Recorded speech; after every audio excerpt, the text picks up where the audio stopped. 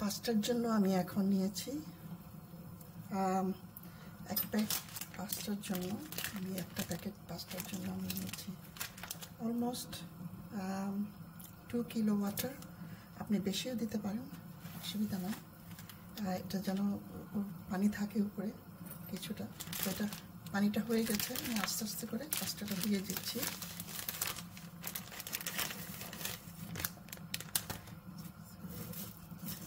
Spaghetti specially সাধারণত আমি ছোটোগুলো নিয়ে আসি, অনেক ছোটো সাইজের। এবার এটাও নিয়ে আসি স্প্যাগেটি টাইপ। তো এটা হয়ে যাবে। এটা যখন একটু বলক হবে কিছুক্ষণ, আমি এটাকে রান্না করতে দিলাম maybe 4 minute, 3 to 4 minutes. So আমি আবার ফিরে আসছি, আপনাদেরকে দেখাবো। তারপর এটাকে আমি ড্রাইন করব। তো আমাদের পাস্তা হয়েছে, pasta is cooked already. In this এই টাইমে আমি চুলা বন্ধ করে দেবো। দিয়ে আমি এখানে আমার একটা ড্রেইনার আছে, তো আমি উঠিয়ে এখানে রাখবো। যে এইভাবে আপনারা নিয়ে এই যে আমার এই যে চিমটাটা আছে, এটা খুবই ভালো, আস্তে আস্তে করে উঠা নেবেন। কিন্তু দুইটা নিয়ম আছে পাস্তা উঠানোর পরপরই। আইদার আপনি ঠান্ডা পানিতে একটু ভিজিয়ে নেবেন হালকা একটু, আর আপনি অয়েল দিবেন। তো আমি এই পর্যায়ে অয়েল দিব। আমি সবগুলো উঠাই নিচ্ছি এক এক করে।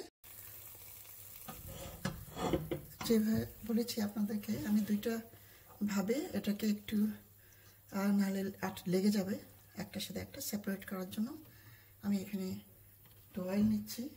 অয়েল দিয়ে একটু যেন গায়ে না লেগে যায় সে কারণে সেই যে আমি একটু অয়েলও দিচ্ছি।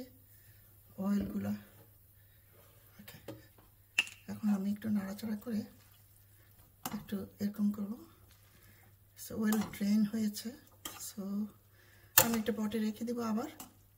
এবার এটা আপনার আজকে খাবেন আর কালকে খাবেন, ডাজন্ট ম্যাটার। সো আপনারা এটা এভাবে, আপনাকে মনে হয় যে একটু it's already drained. So this is the way. আপনারা এরকম পাস্তাটা সাবধানে করলে, যখন সিদ্ধ করবেন, যেটা যখন বয়েল করবেন, একটু বেশি পানি দেবেন, ঠিক আছে? সো ইটস লুকস ওকে। রেখে দিলাম। ইনশাল্লাহ যখন আমি মেশাবো পাস্তা অ্যান্ড সস আপনাদেরকে দেখিয়ে দিব। ওকে,